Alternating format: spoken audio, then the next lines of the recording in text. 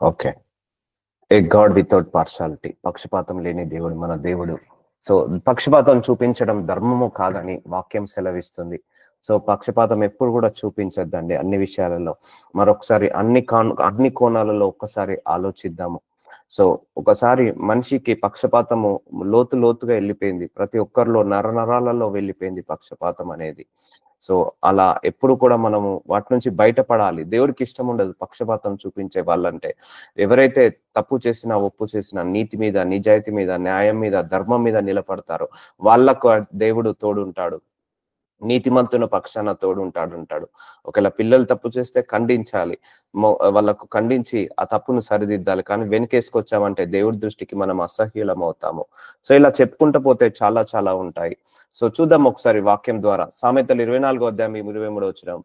ఇవి జ్ఞానులు చెప్పిన సామెతలే, న్యాయము తీర్చుటలో పక్షపాతము చూపుట ధర్మము కాదు. సో, న్యాయము తీర్చుటలో పక్షపాతం చూపుట ధర్మము కాదు. సో, మనం మళ్ళొక్కసారి రీక్యాప్ చేసుకుందాము. సో, చాలా మంది కుటుంబాలలో నా అబ్జర్వేషన్, నా ఎక్స్‌పీరియన్స్ బట్టి చెప్తున్నాను. ఒక ఇంటికి వచ్చే కోడలు ఇంటికి వచ్చారనుకోండి, తల్లిగారిని ఒకలాగా, అత్తగారిని ఒకలాగా చూస్తుంటా అంటారు. సో, తల్లిగారికి రెస్పెక్ట్ ఇస్తుంటా అంటారు. అత్తగారి కుటుంబాలకు రెస్పెక్ట్ ఇవ్వరు. సో, అటు ఆ తల్లిగారు కూడా చెప్పాలి వాళ్ళకు, నువ్వు నాకెలాగైతే రెస్పెక్ట్ ఇచ్చావో మీ అత్తగారికి కూడా సేమ్ రెస్పెక్ట్ ఇవ్వాలి. సో, సమాన న్యాయము చూపించాలి అని చెప్పాలి. సో, అలాగే కొడుకు తప్పు చేశాడు. సో, అయితే తల్లి వెనకేసుకొస్తుంటా అంటది, వాడు మొగాడు, వాడు తప్పు చేస్తే ఏమున్నది అని అంటారు. అదే వాళ్ళ భర్త తప్పు చేశాడు అనుకోండి, ఒప్పుకోదు. వాళ్ళ భర్త కూడా మొగాడే కదా, ఒప్పుకోరు. సో, ఏంటిది ఉన్నట్టు పక్షపాతం ఉన్నట్టు.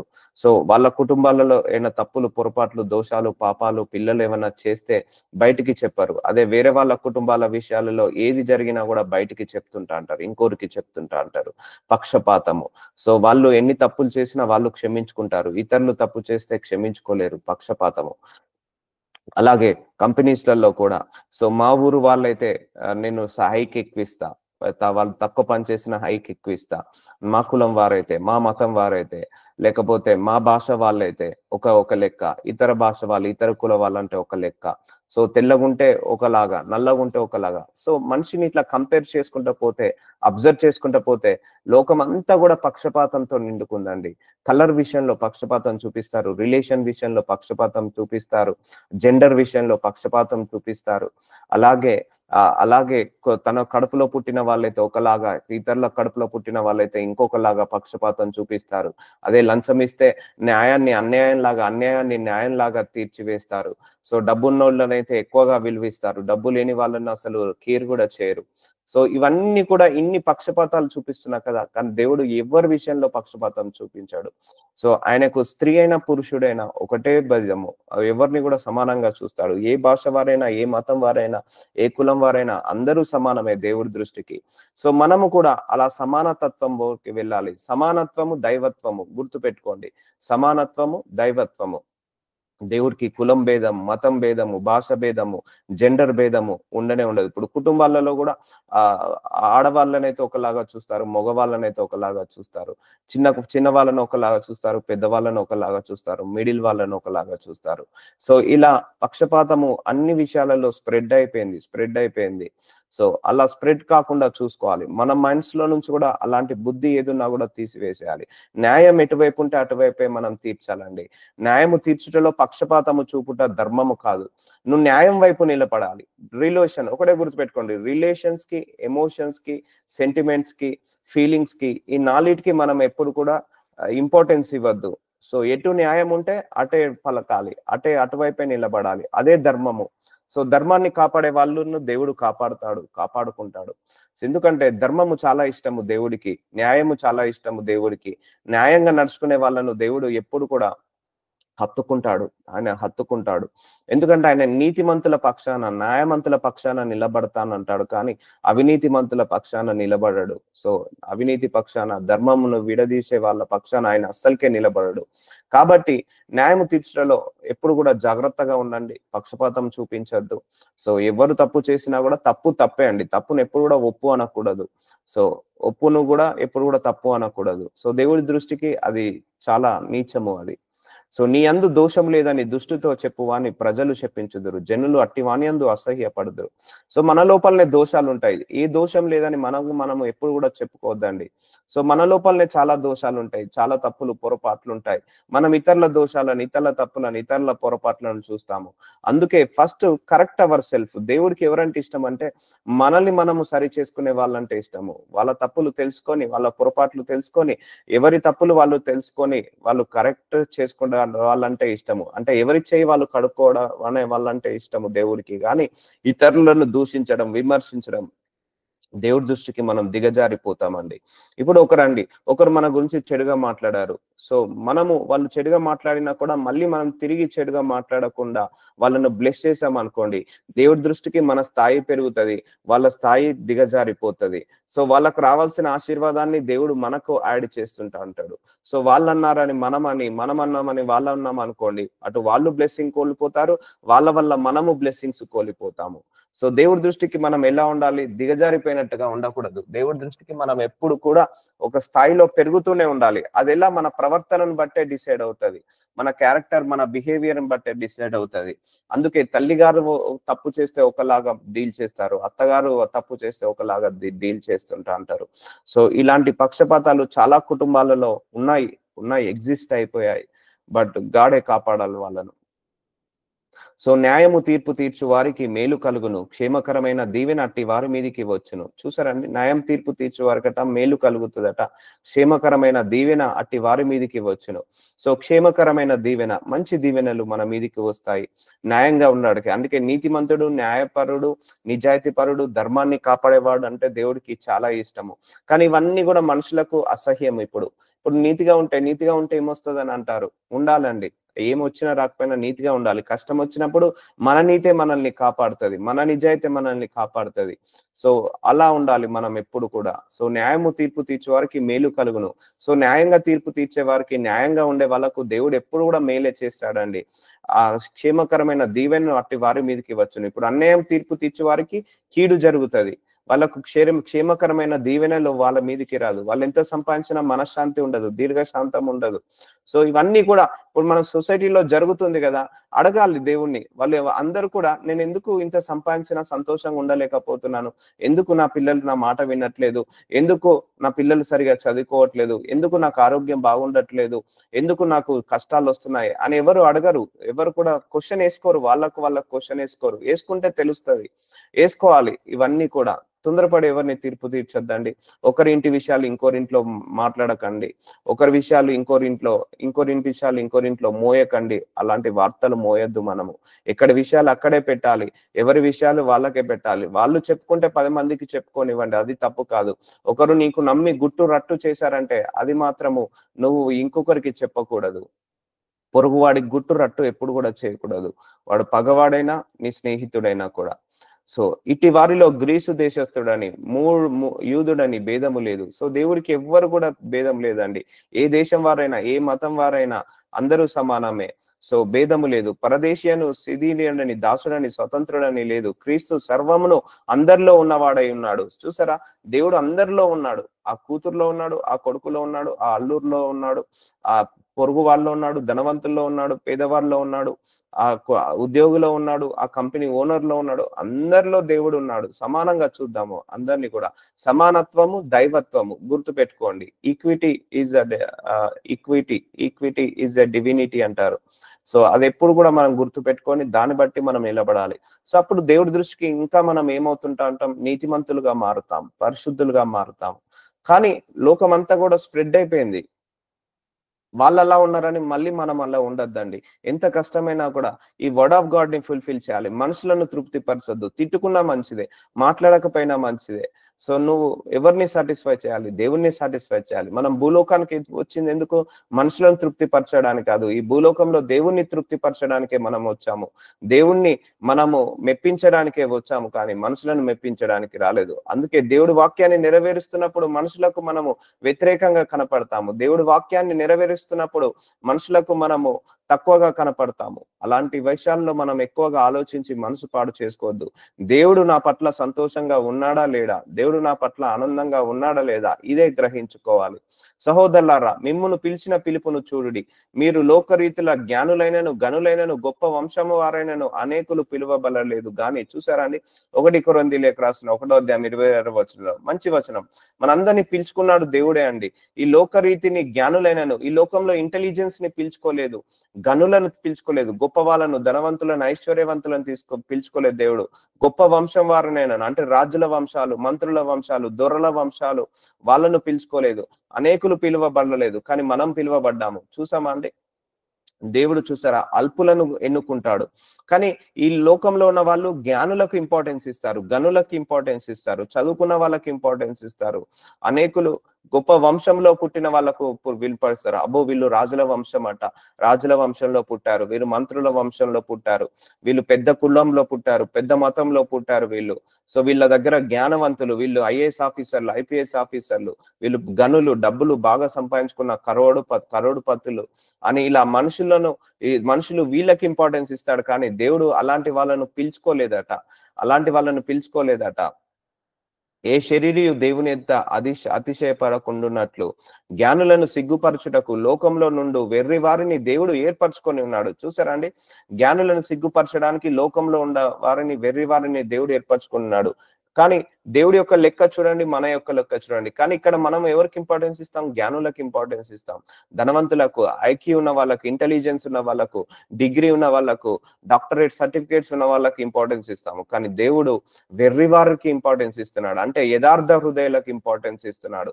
బలవంతుల వారిని సిగ్గుపరచుటకు లోకంలో బలహీనుల వారిని దేవుడు ఏర్పరచుకొని ఉన్నాడు. సో బలవంతులను సిగ్గుపరచడానికి బలహీనులను ఏర్పరచుకున్నాడు దేవుడు. అలాగే జ్ఞానులను సిగ్గుపరచడానికి వెర్రి వారిని దేవుడు ఏర్పరచుకున్నాడు. సో దేవుడి యొక్క లెక్కలన్నీ వేరే ఉంటాయండి. సో ఆయనకు యథార్థ హృదయవంతులు కావాలి, మంచి మనసు, నీతిమంతులు. ఇప్పుడు అర్థమైందా అండి?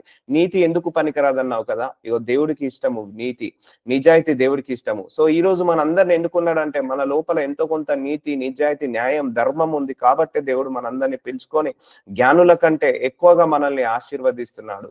సో జ్ఞానులను సిగ్గుపరచుటకు లోకంలో నుండి వెర్రి వారిని దేవుడు ఏర్పరచుకొని ఉన్నాడు. సో ఎందుకంటే జ్ఞానులకు వాళ్ళు వెర్రి వాళ్ళను తొక్కి వేస్తుంటారు, అవునా కదండి? ఒక స్కూల్లో బాగా చదివిన వాళ్ళను ఎత్తుకుంటారు, చదవని వాళ్ళను కింద దింపి పడేస్తుంటా అంటారు. కానీ దేవుడు ఆ కింద దింపబడిన వాడిని తీసుకుంటాడు. ఆ బలవంతులు అంటే డబ్బున్న వాళ్ళనేమో ఈ లోకము ఎత్తుకొని తిరుగుతుంది, డబ్బు లేని వాళ్ళను కిందికి దింపేస్తుంది. కానీ దేవుడు ఆ డబ్బు లేని వాళ్ళనే, ఆ బలహీనులనే, ఆ వెర్రి వాళ్ళనే దేవుడు తీసుకుంటాడు. సో దేవుడు చేసే హ్యాండిలింగ్ వేరే ఉంటుంది. సో అందుకే మనము దేవుడి దృష్టికి నమ్మకంగా ఉండాలి, దేవుడి దృష్టికి మనము యథార్థంగా ఉండాలి. సో దేవుడి దృష్టికి మనము మెప్పు కలిగి ఉండాలి, కానీ మనుషులను మెప్పించేలాగా ఎప్పుడు కూడా ఉండకూడదు. అందుకే పక్షపాతము దేవుడు చూపించడండి. ఆయనే వీళ్ళను డౌన్ చేస్తే, ఎవరినైతే ఈ లోకము డౌన్ చేస్తుందో, ఎవరైతే ఈ లోకము రిజెక్ట్ చేస్తుందో, ఎవరినైతే ఈ లోకము డిస్క్వాలిఫై చేస్తుందో, ఎవరినైతే ఈ లోకము తక్కువ చేసి చూస్తుందో, అలాంటి వాళ్ళను దేవుడు పిక్ చేసుకుంటాడు. అందుకే నీ కష్టాల్లో కూడా, నీ కన్నీళ్ళలో కూడా, నీ బాధలో కూడా, నీ అవమానంలో కూడా యథార్థతను వదులుకోవద్దు. చాలా మంది అయ్యో నేను నీతిగా నిజాయితీకుంటే కష్టాలు ఎక్కువ వస్తున్నాయి, ఆ నీతిని నిజాయితీని వదిలేసుకుంటారు. అలా వదిలేయద్దు. సో వదిలేకుండా అదే నీతి నిజాయితీని కంటిన్యూ చేస్తే ఒక రోజు ఆ నీతి పరుణ్ణే పిక్ చేస్తాడు దేవుడు. వీళ్ళ ఆశీర్వాదాలన్నీ తీసుకొచ్చి వీళ్ళ మీద కుమ్మరిస్తాడు. దేవుడు లెక్కలు వేరు, మనుషుల లెక్కలు వేరు. ఎన్నికైన వారికి వ్యర్థము చేయుటకు లోకంలో నీచులైన వారిని, తృణీకరించబడిన వారిని, ఎన్నిక లేని వారిని దేవుడు ఏర్పరచుకొని ఉన్నాడు. చూసారా అండి, తృణీకరింపబడిన వారిని, ఎన్నిక లేని వారిని. ఈ లోకంలో ఎవరైతే రిజెక్ట్ చేయబడతారో, ఎవరైతే డిస్క్వాలిఫై చేస్తారో, ఎవరైతే తృణీకరించబడతారో, అంటే తృణీకరించడం అంటే రిజెక్ట్ చేయడం అవుతారో, సో వాళ్ళను దేవుడు పిక్ చేసుకుంటారు. అంతే కదండి, ఈ లోకంలో డబ్బున్న వాళ్ళను చాలా పిక్ చేసుకుంటారు, కానీ డబ్బు లేని వాళ్ళని పిక్ చేసుకోరు. కానీ దేవుడు ధనవంతులను కంటే పేదవాళ్ళని పిక్ చేసుకుంటాడు. సో ఎవరైతే ఈ లోకంలో అల్పులుగా చూస్తారో వాళ్ళు దేవుడి దృష్టికి గనులు. అందుకే మనం ఎవరిని కూడా తక్కువ అంచనా వేయద్దండి. చాలా మందికి వీరికి జ్ఞానం లేదని తక్కువ అంచనా వేస్తాడు, కానీ దేవుడు ఆ జ్ఞానం లేని వారినే తీసుకుంటారు. చాలా మందికి వీళ్ళు బలహీనులని తక్కువ అంచనా వేస్తారు, ఆ బలహీనులనే తీసుకొచ్చి పరలోక రాజ్యంలో కూర్చోబెడతారు. సో చాలా మంది దేవుడిని చాలా మంది మనుషులను రిజెక్ట్ చేస్తుంటా అంటారు. రిజెక్ట్ చేయబడ్డ వాడిని దేవుడు ఎన్నుకొని పరలోక రాజ్యానికి తీసుకెళ్తాడు. అందుకే ఎవరి పరిస్థితి ఎప్పుడు ఎలా ఉంటుందో తెలియదు. ఎవరి విషయంలో పక్షపాతం చూపించద్దు. సో డబ్బు ఇచ్చి న్యాయాన్ని తీర్చున్నారు కదా, వాళ్ళు నరకానికి తీసుకెళ్తాడు దేవుడు, వీళ్ళను పరలోకానికి తీసుకెళ్తాడు. అందుకే దేవుడి యొక్క లెక్కలు వేరు, మనిషి యొక్క లెక్కలు వేరు. అంటే ఇలాంటి వాళ్ళను పక్షపాతం చూపించి ఎవరైతే సఫర్ అవుతున్నారో అండి, పక్షపాతం వల్ల చాలా మంది సఫర్ అవుతారండి. పక్షపాతం వల్ల ఒక పేదవాడు సఫర్ అవుతాడు, పక్షపాతం వల్ల జ్ఞానం లేనివాడు సఫర్ అవుతాడు, పక్షపాతం వల్ల డబ్బు లేనివాడు సఫర్ అవుతాడు, పక్షపాతం వల్ల వెర్రివాడు సఫర్ అవుతాడు, యథార్థవంతుడు సఫర్ అవుతారు, నీతిమంతుడు, పరిశుద్ధుడు, పవిత్రుడు, ధర్మ ప్రకారంగా నడిచేవాడు సఫర్ అవుతాడు పక్షపాతం వల్ల. కానీ అలాంటి వాళ్ళను దేవుడు బ్రతకనిస్తాడు, అలాంటి వాళ్ళను దేవుడు పైకి లేవనేస్తాడు. కాబట్టి ఎప్పుడు కూడా మనం ఏ విషయంలో పక్షపాతం చూపించకూడదు. దేవుడు ఎన్నుకునే వాళ్ళందరినీ కూడా అల్పులను ఎన్నుకుంటాడు, అజ్ఞానులను వెళ్ళుకుంటాడు. ఒకప్పుడు నన్ను కూడా ఈ లోకమంతా డిస్క్వాలిఫై చేసింది, ఈ లోకమంతా రిజెక్ట్ చేసింది, ఈ లోకమంతా కూడా ఎన్నుకోలేదు, కానీ దేవుడు పిక్ చేసుకున్నాడు. సో వాళ్ళకంటే ఎక్కువగా ఘనంగా ఆశీర్వదిస్తాడు. సో అందుకే మన యథార్థతను కోల్పోవద్దు. ఇవన్నీ బుద్ధి మనం చూపించద్దండి, దేవుడికి ఇష్టం ఉండదు, అసహ్యం ఉండదు. మన బుద్ధిని బట్టే దేవుడు మనల్ని పిక్ చేసుకుంటాడు. మన బుద్ధి బట్టి, మన మనస్సును బట్టి, మన మనస్తత్వాన్ని బట్టే దేవుడు మనల్ని నెక్స్ట్ లెవెల్కి ఆశీర్వదిస్తుంటా అంటాడు, ఏర్పరచుకొని ఉన్నాడు. కానీ ఎవరినైనా నీచులను ఎవరైనా ఏర్పరచుకుంటారా అండి? భూలోకంలో పక్కకు పెట్టేస్తారు. రిజెక్ట్ చేయబడ్డాలు, ఫెయిల్యూర్ లో ఉన్న వాళ్ళను ఎవరు పట్టించుకోరు, రిజెక్షన్ లో ఉన్న వాళ్ళని ఎవరు పట్టించుకోరు, ఎన్నిక లేని వారిని ఎవరు పట్టించుకోలేరు, వెర్రి వాళ్ళను ఎవరు పట్టించుకోరు. ఈ లోకంలో బలహీనులను, అల్పులను ఎవరు పట్టించుకోరు, కానీ దేవుడు అలాంటి వాళ్ళనే పట్టించుకుంటారు. సో అందుకే మనకు దేవుడు మన పక్షాన ఉండాలంటే మనకు ఇంటెలిజెంట్ ఐక్యూ లెవెల్ కాదు, యథార్థ హృదయం కావాలి. సో పక్షపాతం లేని బుద్ధితో మనం అందరం నివసించాలి. అయితే ఆయన మూలంగా మీరు క్రీస్తు యేసునందున్నారు. 1 కొరింథీయులు 1:30 ఆయన మూలంగా మీరు యేసు క్రీస్తు అందున్నారు. మనందరము ఏకమై ఉన్నాము ఆయన లోపల.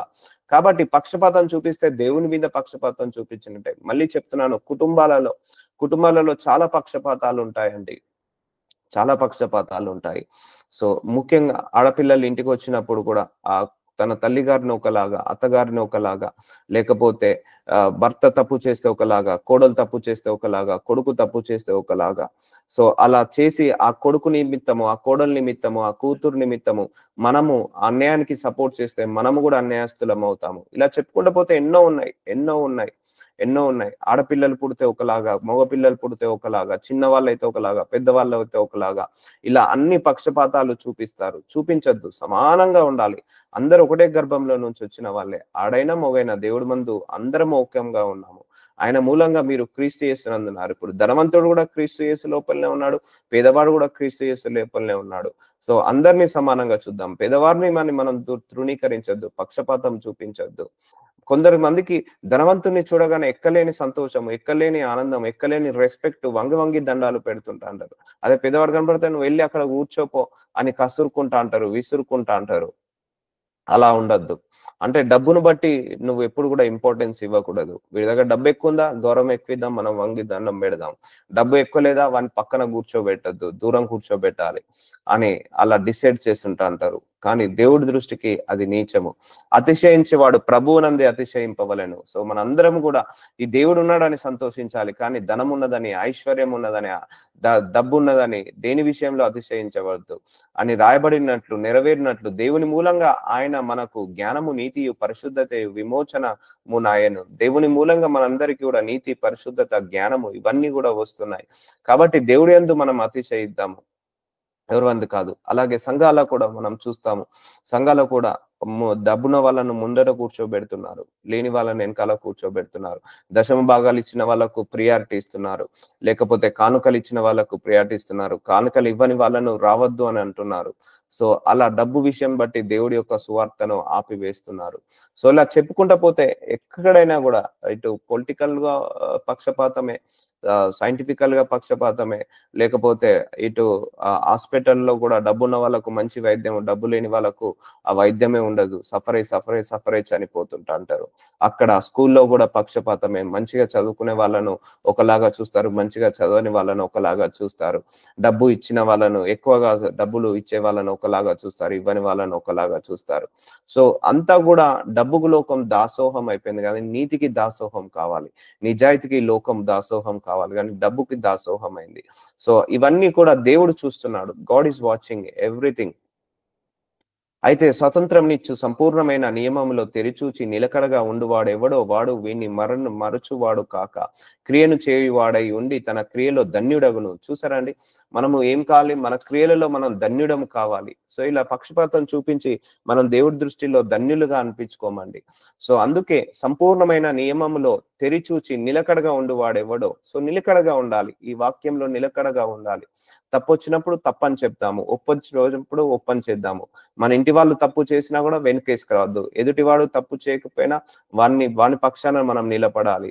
సో ఇలాగా మనము క్రియను చేయువాడై ఉండి, మనము విని మర్చువాడు కాక, ఈ వాక్యాన్ని విని మర్చువాడు కాక క్రియను చేయవాడై, ఈ వాక్యాన్ని యాక్షన్ లో పెట్టువాడు తన క్రియలో ధన్యుడగును. సో వాళ్ళ క్రియలలో ఏమవుతారట? ధన్యుడవుతారట. యాక్షన్ లో పెడదాం. చెప్పండి మీ పిల్లలకు కూడా, ఈవెన్ ఆడపిల్లల తల్లులు ఉన్నా కూడా చెప్పండి, మీ అత్తగారిని బాగా జాగ్రత్తగా చూసుకోండి, సమానంగా ఇవ్వమని చెప్పండి. లేకపోతే పిల్లలు ఉంటే అయ్యే కోడల్ని కష్టపెట్టొద్దు, వేరేంటి అమ్మాయిని మనం అలా కించపరిచి మాట్లాడొద్దు అని చెప్పండి కొడుకులకు. సో కూతుర్లకు చెప్పండి, ట్రైన్ చేయండి, వాళ్ళను సమానతత్వం తీసుకురండి, అందరిలో కూడా ప్రేమను పెంపొందించండి. తల్లి అయితే ఒకలాగా, అత్త అయితే ఒకలాగా, అల్లుడైతే ఒకలాగా, కొడుకైతే ఒకలాగా, కూతురైతే ఒకలాగా, కొడలైతే ఒకలాగా. పక్షపాతం చూపించేద్దని చెప్పండి, అందరినీ సమానంగా చూడమని చెప్పండి, సమానత్వము దైవతత్వం అని చెప్పండి. ఇలా క్రియలలో మనం పెట్టాలి, ధన్యుడగును. కాబట్టి మనం క్రియలు చేసినప్పుడే ధన్యుడం అవుతామండి, విని మర్చినప్పుడు ధన్యులము కానే కాదు. అప్పుడు ఎలీహు మరలా ఇలాగూ చెప్పసాగాను. యోబు 34:1 జ్ఞానులారా నా మాటలు వినుడి, అనుభవశాలులారా నాకు చెవియొగ్గి వినుడి. జ్ఞానులను గురించి దేవుడు మాట్లాడుతున్నాడు, అనుభవం ఉన్న వాళ్ళ గురించి దేవుడు మాట్లాడుతున్నాడు. అంగిలి ఆహారమును రుచి చూసినట్లు చెవి మాటలను పరీక్షించును. సో చూసారా, మన చెవిలో పడ్డ ప్రతి మాట నిజము కదండి, పరీక్షించాలి మనము. నేను చాలా సందర్భాల్లో చెప్పాను, దేవుడు నాకు కొన్ని విషయాలు బయలుపరిచాడు. చాలా మంది వాళ్ళ కష్టాల గురించి చెప్తున్నప్పుడు నేను అడిగాను, ప్రభువా నువ్వు న్యాయం తీర్చే దేవుడు కదా, వాళ్ళకి అన్ని కష్టాలు ఉన్నాయి కదా, మరి ఎందుకు వాళ్ళ కష్టాలు నీ తీర్చట్లేదు అన్నప్పుడు దేవుడు నాకు ఒకటే బయలుపరిచాడు. సో ఇతను చేసిన తప్పుల గురించి వాళ్ళు నీ దగ్గర చెప్తున్నారు, కానీ వాళ్ళు చేసిన తప్పుల గురించి వాళ్ళు చెప్పట్లేదు అని. అందుకే ఎప్పుడైనా కూడా చాలా మంది 99 కాదు, నా జీవిత అనుభవంతో చెప్తున్నా, 100% కూడా ఏ ఒక్కరు కూడా మన దగ్గర నెగిటివ్ అంటే వాళ్ళ గురించి తప్పుగా మాట్లాడుకున్న వాళ్ళని ఎప్పుడు చూడలేదు నేను. ఇతరుల గురించి తప్పుగా ఇంకా 10 యాడ్ చేసిన వాళ్ళను, ఒక 10% ఉంటే 90% యాడ్ చేసిన వాళ్ళను, వాళ్ళ గురించి చెడుగా మాట్లాడిన వాళ్ళే ఉన్నారు. కానీ ఎవరి గురించి వాళ్ళు చెడుగా చెప్పుకున్న వాళ్ళు చేసిన తప్పుని వాళ్ళు చెప్పుకున్న వాళ్ళు ఎవరు కూడా లేరు. సో ఇది పక్షపాతం చూపిస్తారు. అందుకే చెవి మాటలను పరీక్షించును. నీ చెవిలో ఎన్నో మాటలు పడతాయి, వాటన్నిటిని పరీక్షించాలి. మనం తెలియదు, ఒక వీడియో చూస్తాము, ఆ వీడియోలో ఎంతవరకు నిజముందో ఎంతవరకు అబద్ధం ఉందో తెలియదు, అది మన చెవిలో పడుతుంది. దాని గురించి మనము తీర్పు తీర్చేస్తాము, నెగిటివ్ మైండ్కి వెళ్ళిపోతాము. అలాగే మన ఇంటి ఎదురుంగు వాళ్ళు, ఇంటి పొరుగు వాళ్ళు ఇంకొకరి ఇంటి గురించి వచ్చి చెప్తారు, అది ఎంతవరకు నిజమో ఎంతవరకు అబద్ధమో తెలియదు, దాన్ని నిజం అనుకొని నమ్ముతాము. సో 90% అబద్ధాలే చెప్తారండి, గాసిప్స్ చెప్పే వాళ్ళు 90% అబద్ధాలే చెప్తారు. అందుకే నీ చెవిలో పడ్డ ప్రతి వాటిని పరీక్షించు, న్యాయమైనదేదో విచారించి చూతుము రండి. చూసారా, న్యాయమైనదేదో విచారించి చూతుము రండి, మేలైనదేదో మనంతటా మనము విచారించి తెలుసుకుందుము రండి. సో అందుకే ఈ తొందరగా కంక్లూజన్ కి రావద్దండి. ఎవరైనా ఒక విషయం చెప్తే ఇద్దరిని కూర్చోబెట్టాలి, నేను అదే పని చెప్తాను. సో ఇద్దరు కూర్చోవాలి, అంటే అటు వర్షన్ ఇటు వర్షన్ వినాలి. ఇప్పుడు కోర్టుకు వెళ్ళిన తర్వాత జడ్జి గారు కూడా ఏం చేస్తారు, వాదోపవాదములు విన్న తర్వాత ఆలోచించి పరీక్షించి పరీక్షించి అప్పుడు తీర్పు తీరుస్తాడు. దానికి సంవత్సరాలు పడతాయి. అందుకే మనము జడ్జి గారి కంటే ఎక్కువగా ఫాస్ట్ గా మనము రిప్లై ఇస్తుంటా అంటాము, జడ్జి చేస్తుంటా అంటాము. సో న్యాయం ఏదేదో విచారించాలి. చూతుమురండి. ఒకవేళ అది నీ ఇంటికి సంబంధించింది కదా, వదిలేసేయండి. వాళ్ళ ఇంటి విషయాలు, వీళ్ళింటి విషయాలు, వాళ్ళ దగ్గర న్యాయం ఉందా, వీళ్ళ దగ్గర న్యాయం ఉందా అనే టైం వేస్ట్ చేసుకోవద్దు. సో న్యాయమైనది ఏదో విచారించి చూతుమురండి, మేలైనది ఏదో మనంతట మనము విచారించి తెలుసుకుందుము రండి. విచారించి మనం తెలుసుకోవాలి. ఒకవేళ సిచ్యువేషన్ వస్తే తొందరపడి ఒకరి వర్షన్ విని ఫైనల్ కంక్లూజన్ కి రావద్దు. 2 వర్షన్స్ విన్న తర్వాతనే ఫైనల్ కంక్లూజన్స్ కి రావాలి. నేను నీతిమంతుడను, దేవుడు నా పట్ల న్యాయము తప్పెను. సో దేవుడు ఎప్పుడు కూడా, చాలా మంది అనుకుంటారు నేను నీతిగా ఉన్నానే, కష్టాలు వస్తున్నాయి, నష్టాలు వస్తున్నాయి, దేవుడు నా పట్ల న్యాయం తప్పాను. అస్సలు అనుకోవద్దండి. దేవుడు నీతిమంతుల పక్షాన తప్పకుండా నిలబడతాడు. వాళ్ళని ఎప్పుడు కూడా కాపాడుకుంటాడు, ఆదుకుంటాడు. మన లోపల పక్షపాతం బుద్ధి లేదా, నీ లోపల నీతి ఉన్నట్టే. ఆ పక్షపాతం బుద్ధి లేదా, మనం ధర్మం మీద నడుస్తున్నట్టు. సో ఖండించే టైంలో ఖండించాలి, వెనుక అంటే యాక్సెప్ట్ చేయాల్సిన టైంలో యాక్సెప్ట్ చేయాలి. తప్పుని తప్పని అంగీకరించాలి, ఒప్పుని ఒప్పని అంగీకరించాలి. ఒకవేళ మనము తప్పు చేసినా ఎస్ ఐ డిడ్ మిస్టేక్ అని మనము ఒప్పుకోగలగాలి. ఎస్ ఈ తప్పు నా వల్లనే జరిగింది. కానీ చాలా మంది కూడా వాళ్ళు తప్పు చేసినా కూడా వెనకేసుకొచ్చుకుంటా అంటారు, వాళ్ళను ఇతరుల మీద టోస్ట్ చేస్తుంటా అంటారు. సో ఇక్కడ న్యాయం తప్పిపోతున్నారు, ధర్మాన్ని తప్పిపోతున్నారు. న్యాయవంతుడనై ఉండి నేను అబద్ధికునిగా ఎంచబడుచున్నాను. ఇది మనుషులకండి. మనుషులకు మనం న్యాయంగా ఉన్నా కూడా మనల్ని అబద్ధికుడిగా ఎంచబడుచున్నాను.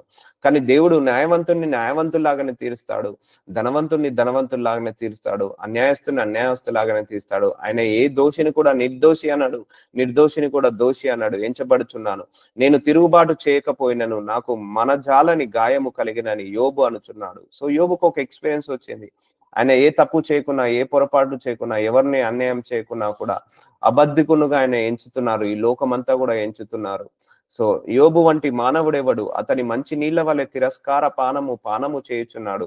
అతడు చెడుతనము చేయు వారికి చెలికాడ ఆయను, భక్తిహీనుల సహవాసి ఆయను. సో ఆయన ఏ చెడు చేయకున్నా కూడా అలా చెడ్డవాడిలాగా ఆయనను పరిగణిస్తున్నారు. నరులు దేవునితో సహవాసము చేయుట వారికి ఏమాత్రము ప్రయోజనకరము కాదని అతడు చెప్పుకొనుచున్నాడు. చూసారా, దేవుడితో సహవాసం చేయడం వల్ల ఏమాత్రం ప్రయోజనం లేదు. ఇక దేవుడితో సహవాసం చేస్తే కష్టాలు వస్తున్నాయి, బాధలు వస్తున్నాయి, నిందలు వస్తున్నాయి, అవమానాలు వస్తున్నాయి. అయినా పర్లేదండి, ఎన్ని వచ్చినా కూడా దేవుడితో సహవాసాన్ని మారుకోవద్దు. కాబట్టి అందుకే దేవుడికి పక్షపాతం లేని వాళ్ళంటే చాలా ఇష్టము. అందరు అంటారు, డైలాగులు కొడతారు, మీకు దేవుని నమ్ముకొని మేము ఇంత నీతిగా ఉన్నా కూడా కష్టాలు వస్తున్నాయని. రానివ్వండి, పర్లేదు. నువ్వు అందరినీ మోసం చేసి సుఖపడడం కంటే ఆ నీతిగా నిజాయితీగా ఉండి కష్టపడడమే చాలా మేలు అని బైబిల్ సెలవిచ్చింది. సో అందుకే ధర్మము న్యాయము అనే ఒక గీత గీసుకొని, నేను ఎప్పుడో చిన్నప్పటి నుంచి కూడా నేను ఒక సర్కిల్ గీసుకున్నానండి. ఎస్ నేను ఇలాగే బ్రతకాలి, నేను ఇలాగే ఉండాలి. సో ఎవరు ఎంతమంది అనుకున్నా ఏమనుకున్నా కూడా మన నిజాయితీ తప్పిపోకూడదు. ఇలా ఒక సర్కిల్ గీసుకొని అదే సర్కిల్లో బ్రతుకుతూ వస్తాను. ఆ సర్కిల్లోనే ఉండాలి. మనం అంటూ ఒక ఓన్ ప్రపంచాన్ని క్రియేట్ చేసుకోవాలి. సో వాళ్ళు అన్యాయం చేసి మోసాలు చేసి డబ్బు సంపాదించుకుంటున్నారు, మనం కూడా అలా ఉందాం? నో, అలా ఉండొద్దండి ఎప్పుడు కూడా. దేవుడి దృష్టికి వాళ్ళందరూ కూడా అల్పులే, మనందరము కూడా గనులమే దేవుడి దృష్టికి. సో కాబట్టి దేవుడు అన్ని చూస్తున్నాడండి. దేవుడు న్యాయం తీర్చే దేవుడు, అన్ని చూస్తున్నాడు. దేవుడి పట్ల మనం ఎప్పుడు కూడా నెగిటివ్ ఉండొద్దు. అవును వస్తాయి, ఈ లోకమంతా అన్యాయస్తులకు ఫేవర్ గా ఉంటుందండి. ఈ లోకమంతా నిజాయితీ పరులకు కాదు, అన్యాయస్తులకు ఫేవర్ గా ఉంటుంది. ఎందుకంటే ఈ లోకమంతా పాడైపోయింది, శపించబడిన భూమి. సో వాళ్ళకే ఫేవర్ గా పనిచేస్తుంది. మనం నోట్లో నాలుక లేనట్టుగా ఉంటే మనుషులు మనల్ని పట్టించుకోరు. కానీ దేవుడు ఒకరోజు వాళ్ళ ఆశీర్వాదాలన్నీ తీసేసి మన దాంట్లో పెడతాడండి. అది నేనే లైవ్ ఎగ్జాంపుల్. చిన్నప్పటి నుంచి నాకు కూడా అలాంటి ఎదురు దెబ్బలు ఎన్నో తగిలినా కూడా అలాగే నీతిగా నిజాయితీగా మౌనంగా వండుకుంటూ సహించుకుంటూ ఓర్పుతో వచ్చడం జరిగింది. ఇప్పుడు వాళ్ళకంటే అందరిలో కూడా ఘనంగా దేవుడు ఆశీర్వదిస్తాడు. ఇప్పుడు యోసేపు కూడా యథార్థవంతుడు అండి. ఆయన దేవుడి ముందు నిజాయితీగా ఉన్నవాడు. కానీ వాళ్ళ అన్నదమ్ముల కంటే ఎక్కువగా యోసేపుని ఆశీర్వదించాడా లేదా? సో అందుకే నీ నీతి దేవుడికి ఇష్టము, నీ నీతి దేవుడికి కావాలి. మన నీతి, మన పరిశుద్ధత, మన పవిత్రత, మన క్యారెక్టర్, మన బిహేవియర్ మనుషులకు అవసరం ఉండదు. నిజంగా చెప్తున్నా, ఏ మనిషికి అవసరం ఉండదు మన నీతి, ఏ మనిషికి కూడా అవసరం ఉండదు మన నిజాయితీ, మన పవిత్రత, మన యొక్క యథార్థ హృదయము. కానీ దేవుడికి ఇలాంటి వాళ్ళే కావాలి. దేవుడు అన్యాయం చేయుట అసంభవము. విజ్ఞానము గల మనుషులారా నా మాట ఆలకించుడి. దేవుడు అన్యాయం చేయుట అసంభవం. సో దేవుడు ఎవరిని కూడా అన్యాయం చేయడండి. అన్యాయం చేసే దేవుడు కాదు. పక్షపాతం చూపించాడు. ఆయనే స్వజనుడు తప్పుడు చేసిన, అంటే క్రైస్తవుడు తప్పు చేసిన ఆయన తప్పే అంటాడు. అన్యజనుడు తప్పు చేయకపోతే అన్యజనుడు పక్షాన నిలబడతాడు. ఆయన అన్యాయం చేయడు, అసంభవము. సర్వశక్తుడు దుష్కార్యం చేయుట అసంభవము. సో మన దేవుడి లోపల ఇలాంటి క్యారెక్టర్ లేదు. సో అదే క్యారెక్టర్ మన లోపల కూడా డెవలప్ చేసుకోవాలి. సో ఎంత వీలైతే అంతవరకు మనం మారాలి. మనసు మారు మనసు పొందుకోవాలి. దేవుడి స్వరూపంలోకి మారాలి. దేవుడి రూపంలోకి మారాలి అంటే ఇవే ఇలాంటి క్యారెక్టర్ ని మనం సరి చేసుకున్నప్పుడే దేవుడి యొక్క మనస్తత్వాన్ని మనం గెలుచుకోవచ్చు. సో దేవుణ్ణి గెలుచుకోవాలండి. ఆయన మనసుని మనం గెలుచుకోవాలి, మనుషులను కాదు. Don't impress any people in this world, impress God only. దేవుణ్ణి ఇంప్రెస్ చేయడానికి ప్రయత్నించండి. అయ్యా ఈ రోజు నీకు నచ్చినట్టు బ్రతికైనా, నీకు నచ్చినట్టు మెదిలానా అని అడగండి. ఈ రోజే ఫర్ ఎగ్జాంపుల్ ఈ వాక్యం విన్నారు, మీ కూతురు మీ కొడుకు తప్పు చేశాడు, వాళ్ళని వెనకేసుకొచ్చారు అనుకోండి, అవినీతి పడ్డట్టే. ఈ రోజే మనం అవినీతిలో పడ్డట్టు. లేదు, నువ్వు తప్పు చేసావు కాబట్టి తప్పు ఇది, నేను ఒప్పుకోను అని నువ్వు ఎప్పుడైతే వాళ్ళను ఖండిస్తావో అప్పుడు నువ్వు నీతిమంతురాలుగా అవుతావు. సో అలాగా మనం డీల్ చేసుకోవాలి. సో మనము దేవుడి దృష్టికి అసహ్యులముగా ఉన్నామా, ఇష్టపరులుగా ఉన్నామా చూడాలి. ఎందుకంటే దేవుడు అన్యాయం చేయుట అసంభవం అండి. అస్సలు అన్యాయం చేయడు. మనుషులైతే తప్పకుండా చేస్తారు, గ్యారంటీ రాసిస్తాను. నరుల క్రియలకు తగినట్టుగా ఫలము ఆయన వారికి ఇచ్చును. చూసారా, పక్షపాతం ఉండదు. నరుల క్రియలకు తగ్గట్టుగా ఆయన ఏం చేస్తారట, వారికి ప్రతిఫలాన్ని ఇస్తాడు, ఫలాన్ని ఇస్తాడు. అందరికి వారి వారి మార్గంలను బట్టి వారికి ఫలం ఇచ్చును. So God will reward based on their works. ఆయన యొక్క మన మార్గాలను బట్టి, మన ఆలోచించే విధానాన్ని బట్టి, మన క్రియలను బట్టి దేవుడు ఎప్పుడు కూడా ప్రతిఫలాన్ని ఇస్తాడు. అన్యాయం ఉండదు ఆయన లోపల. ఎవరైనా, ఇప్పుడు నేను దైవ సేవకుడుగా నేను తప్పు చేశానంటే నాకు రావాల్సిన పనిష్మెంట్ నాకు ఇస్తాడు, నాకు రావాల్సిన ప్రతిఫలం ఆయనకి ఇస్తాడు. అప్పుడు చాలా మంది అంటారు కదా, అయ్యో నేను మీ నామం పేరు మీద మీ నామం పేరు మీద రోగులను స్వస్థపరచలేదా, దయ్యాలను వెళ్ళగొట్టలేదా, మీ నామం పేరు మీద ప్రవచనం చెప్పలేదా అని అంటారు. అప్పుడు ఏమంటారు, ఆయనే అక్రమం చేయలే వాళ్ళారా నా దగ్గర నుండి వెళ్ళిపోండి అంటాడు ఆయనే. సో చూసారండి, ఒక దైవ సేవకుడు తప్పు చేసినా కూడా ఆయన వెనకేసుకారు. అయ్యో ఈయన నా సేవ చేస్తున్నాడు కదా, కొంచెం ఎగ్జామ్షన్ ఇద్దాము, కొంచెం పోనీలే మనోడే కదా, అలా అంటే ఉండదండి దేవుడు. ఇంకా మాకే ఇంకెక్కువగా పనిష్మెంట్ ఉంటుంది. ఇప్పుడు స్కూల్లో ఒక ప్రిన్సిపాల్ ఉన్నాడు, స్కూల్లో స్టూడెంట్ తప్పు చేస్తే వాళ్ళు పనిష్మెంట్ తక్కువ ఉంటుంది, అదే సారు తప్పు చేస్తే పనిష్మెంట్ ఎక్కువ ఉంటుంది. సో ఎందుకంటే నువ్వు సారు అయి ఉండి నువ్వు ఇంత తప్పు చేస్తావా, పిల్లలకు చెప్పాల్సిన పొజిషన్ లో ఉండి నువ్వు తప్పు చేస్తావా అంటారు. అలాగే దేవుడు కూడా ఒక దైవజనుడికి ఖండించే పొజిషన్ లో ఉన్నప్పుడు, దైవజనుడు 10 మంది తప్పులు దిద్దే పొజిషన్ లో ఉన్నప్పుడు, దైవజనుడు తప్పు చేస్తే దేవుడు తప్పకుండా ఆ దైవజనుని ఖండిస్తాడు, దైవజనునికి పనిష్మెంట్ ఇస్తాడు. సో స్టూడెంట్స్ కంటే ఎక్కువ పనిష్మెంట్ సార్కి ఎలాగైతే ఉంటుందో ఆ ప్రిన్సిపాల్ ముందు, అలాగే దేవుడి ముందు కూడా అలాగే. సో పక్షపాతం ఉండదు. ఇప్పుడు నా పిల్లలు తప్పు చేసిన ఈయన దేవుడు సేవ చేస్తున్నాడు, వీళ్ళ పిల్లల్ని కూడా మనం ఎగ్జామ్షన్ ఇద్దాం, అలా ఉండదు. సో ఎవరి క్రియల చొప్పున ఆయన వాళ్ళకు ప్రతిఫలం ఇస్తాడు. పక్షపాతం ఉండదండి. నువ్వు మంచి చేస్తే మంచి ఫలం ఇస్తాడు, చెడు చేస్తే చెడు ఫలం ఇస్తాడు. అయితే నువ్వు డాక్టర్వా, నువ్వు యాక్టర్వా, లేకపోతే దైవ సేవకుడువా, విశ్వాసురాలువా, లేకపోతే సాఫ్ట్వేర్ ఇంజనీర్లో ఎండివా, సిఇఓవా, లేకపోతే లాయర్వా, జడ్జివా, ఏది అని దేవుడు చూడడు.